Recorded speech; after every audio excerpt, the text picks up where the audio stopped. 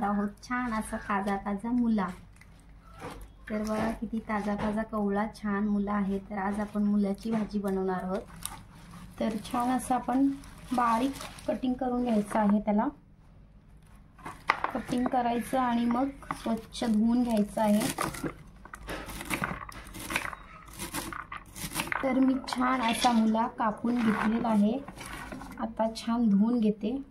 तर मुला मी स्वच्छ धुवून घेतलेला आहे आणि त्याच्यासाठी मुलासाठी मी छान अशी हिरवीगार मिरची कापलेली आहे आणि कांदा आणि हा आहे छान असा ओला खोबरा त्याच्यावरती घालायला। चला तर आपण फोडणी देऊया। कढई गरम झालेली आहे, तेल सुद्धा गरम झालेलं आहे। तर छान अशी आपण आता फोडणी घालूया।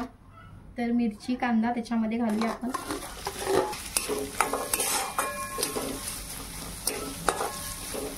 तर आपला कांदा लाल झालेला आहे। तर आपण त्याच्यामध्ये आता घालूया मसाले। आपल्याला जास्त घालायचे नाही त्या मुलाच्या भाजीमध्ये। आपण हळदी पावडर आणि चवीनुसार मीठ छान हलवून घेऊ, मिक्स करून घेऊ।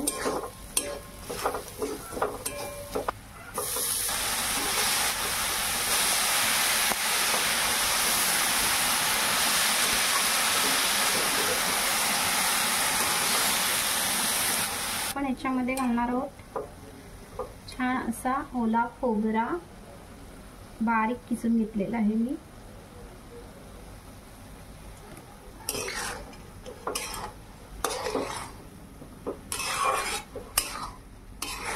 तर आपण थोडी शिजवून घेऊ। भाजी छान रेडी झालेली आहे।